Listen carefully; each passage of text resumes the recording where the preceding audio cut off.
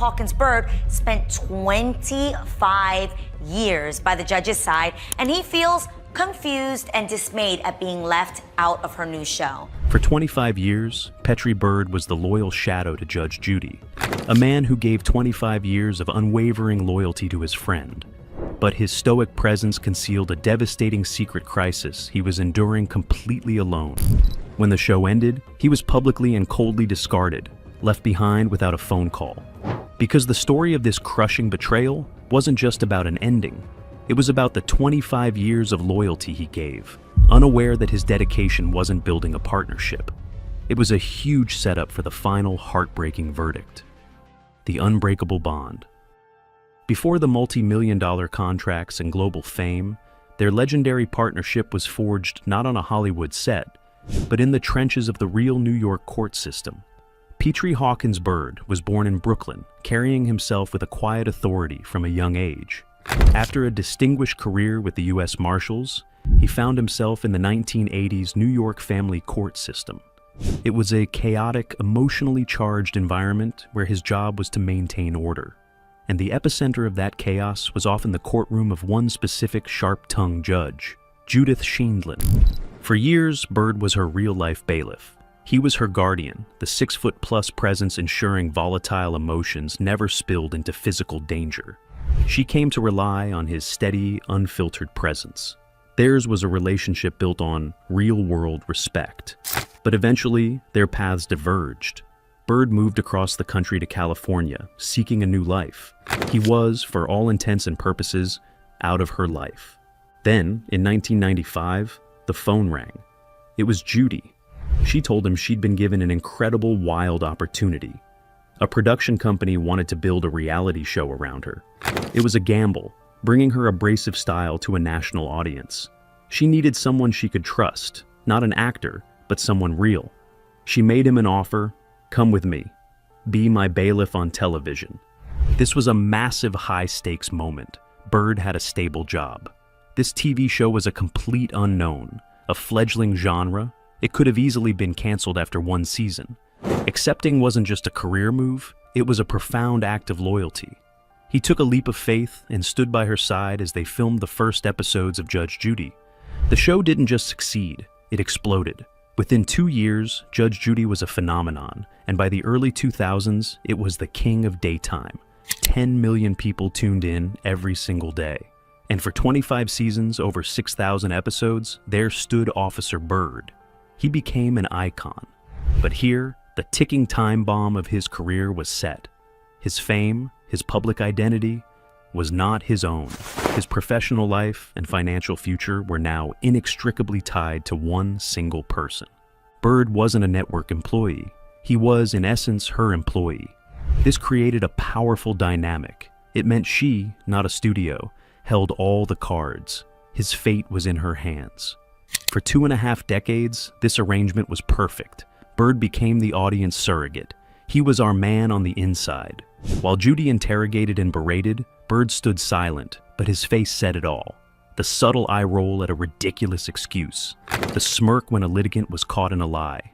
His line, "Parties, step out," signaled the drama was over. He was the calm in her storm, and audiences adored him. This was his entire adult life. He had built a quarter-century of loyalty, believing he was part of an unbreakable team. But while the world cheered, a dark looming shadow was emerging in his private life. This was the hidden crisis he was hiding from the cameras. Byrd's wife, Makita Mako Byrd, was also a producer on the show. Their lives were completely intertwined with the program. Then, during the show's final years, Makita suffered a catastrophic health crisis. She required emergency brain surgery, a terrifying procedure with a grueling, uncertain recovery. Suddenly, the stoic man the world saw on TV was living a private nightmare. He became his wife's primary caretaker, juggling the immense stress of her recovery, all while putting on his uniform and standing stoically on set. He was exhausted. He was frightened. But when the cameras rolled, he was Officer Byrd. He was at his most vulnerable, but believed his unshakable career was there to lean on. He had given 25 years of his life to Judy. He was family. He had no idea that at this exact moment, that 25-year foundation was about to be erased. The betrayal. At the apex of their 25-year run, with Byrd juggling this private family nightmare, the partnership he had dedicated his entire adult life to was about to vanish without a word. Think about that run. 25 years. It's an eternity in television. Judge Judy wasn't just a show. It was a daily ritual. It was the undisputed champion of daytime, a billion-dollar empire. By its final years, Judy was reportedly earning $47 million a year for working just 52 days, while pulling in nearly 10 million viewers a day. It was a financial juggernaut. And at its heart were two people, Judge Judy and Officer Byrd. In the public's mind, you couldn't have one without the other. They were a package deal. So, in 2020, when Judy Sheindlin announced the 25th season of Judge Judy would be its last, it was the end of an era. But it was immediately followed by a new beginning, a new streaming show, Judy Justice. The public made a universal assumption. Judge Judy and Officer Byrd would simply be moving to a new home. It was unthinkable she'd make this leap without her loyal co-star. And that's where the family image shattered. The shocking truth is, Officer Byrd wasn't asked. This wasn't a negotiation that went sour or a contract dispute. According to Byrd, he was never invited to the table. There was no courtesy phone call. There was just silence. In his own words, Byrd revealed he learned about the new show with the rest of the world when Judy announced it. Byrd later revealed his shock in an interview, stating, quote, "I didn't have a chance to accept or decline. I wasn't asked." He said she never even spoke to him about the new show. Let that sink in. After 25 years of loyal service, of taking that initial leap of faith, he didn't get a personal heads up. He was, in an instant, erased from the formula. The man who was a daily fixture in our lives was suddenly on the outside, looking in. But this is where the story moves from a cold snub to a human tragedy. We have to pivot back to that hidden crisis. Remember, this wasn't happening in a vacuum. Byrd's wife was in the fight of her life. His world had shrunk to hospital visits and overwhelming stress. He was in that fog of fear anyone who has cared for a critically ill loved one knows. His focus, as he later stated, was entirely on his wife. He wasn't thinking about contracts. He was thinking about survival. The one thing he thought was stable was his job. He had 25 years of loyalty in the bank. He was family. And in the middle of this nightmare, he looks up to see on the news his career was gone. The family he had given his entire adult life to had moved on without him. This was a double devastation. The betrayal wasn't just professional, it was personal. It hit him at his most vulnerable moment. The timing was cruel. So, why? Why would Judy discard her most loyal partner in such a cold-blooded way? When the massive public backlash began, Judy's camp finally responded. The answer was as sterile as the decision. A spokesperson stated the new show had a new team. It was, they implied, just business. Just business. That was the answer for 25 years of loyalty. The hidden truth of the Judge Judy empire was that it was a ruthless operation. When it came time to reboot, loyalty wasn't in the budget, but it got worse. The public assumed no one could replace Byrd. Judy's camp simply announced a new bailiff, a retired officer named Kevin Rasco. But here was the final devastating insult. While there was no room for her 25-year partner, Judy did find room for her own family. She hired her granddaughter, Sarah Rose, to be the new law clerk on Judy Justice. The 25-year work family had been swapped out for actual blood. It was this move, the perceived nepotism, that cemented the feeling of a cold, heartless betrayal. The tragic fallout. The man who was a TV fixture for a quarter of a century suddenly found himself erased. He wasn't just unemployed, he was unmoored, and the fallout from this public firing would be catastrophic. The backlash was immediate. When Officer Byrd finally spoke out, his words were quiet, but carried the weight of genuine hurt. He confirmed he was never asked and learned about it from the media. He said, "She didn't ask me. I was confused. I still don't really know why." These wounded admissions were a PR disaster for Judge Judy. Her brand was built on truth and accountability. But now, in the court of public opinion, she looked disloyal. She looked cold. She looked cruel. Online, the sentiment was universal. How could she do that to Byrd? For the first time, Judy's tough persona wasn't seen as no-nonsense. It was seen as heartless. And the insult was compounded by who she built her new team with. She replaced Byrd with a new bailiff, Kevin Rasco. But the real sting was that she also hired her own granddaughter, Sarah Rose, to be the new law clerk. The 25-year work family had been shattered, and its most loyal member was cast aside, while Judy's actual family was brought in to take his place. This blatant nepotism was a stinging insult. Judge Judy's camp went into damage control. Sources floated a narrative. Byrd's salary demands were too high, that he'd priced himself out. But the public wasn't buying it. How could Byrd's salary, even if it was $1 million a year, be too much for a star who was personally earning a reported $47 million for just 52 days of work? The math didn't add up. Byrd, a 25-year partner, was a rounding error in her budget.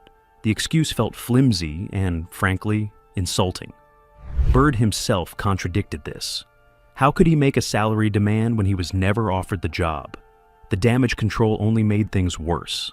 While this firestorm raged, Officer Byrd was left to pick up the pieces.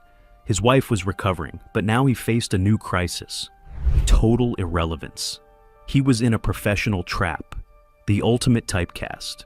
His 25 years of loyalty had become a professional prison. He tried to move on, landing small acting roles, but he was Judge Judy's bailiff. Without her, the industry didn't know what to do with him. The phone was not ringing. The sense of tragedy deepened as he spoke publicly about his financial concerns. Judy had sold her back catalog for a reported $100 million. Byrd was a salaried employee, and that salary was now gone. The man who symbolized stability for 25 years was now adrift. He was the loyal soldier who had helped his general win the war, only to be left behind on the battlefield. This is the real human fallout. A man who gave his entire adult life to a partnership, only to be made irrelevant overnight, left to rebuild his entire career from scratch. The true cost of loyalty. So, how should we remember the man who was arguably the most loyal and most famous sidekick in television history? We've seen Petri Hawkins-Byrd's rise from a real-world New York court officer to a global television icon. We've uncovered the hidden crisis of his wife's health that he weathered in total silence, and the shocking professional betrayal that left him reeling at his most vulnerable moment. His story is a devastating cautionary tale about the true cost of loyalty and the cold, hard reality of show business. He was more than a bailiff. He was the audience's anchor. His exclusion from Judy Justice has, for many, forever changed the legacy of the show he helped build for 25 years.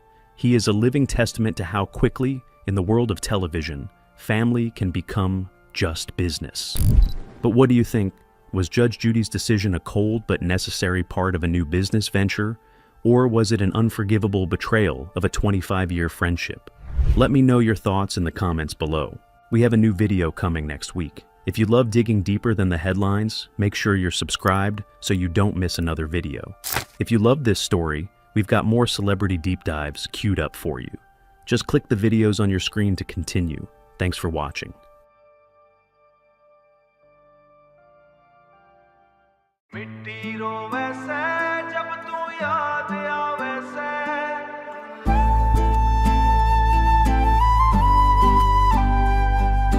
मिट्टी रोवे से जब तू याद आवे से मिट्टी रोवे से जब तू याद आवे से भीगी रात में तेरा नाम धीरे धीरे गावे से मुँह मिट्टी रोवे से जब तू याद आवे से दिल का कोना गाम बन जावे से तू दूर सही पर बात तेरी सांस के साथ निभावे से शहर की रोशनी तेज बहुत पर मन में अंधेरा सांस है गान की गली मिट्टी की खुशबू सब कुछ तेरा चेहरा सांस है मिट्टी रोवे से जब तू का कोना गाम बन जावे से तू दूर सही पर बात तेरी सांस के साथ निभावे से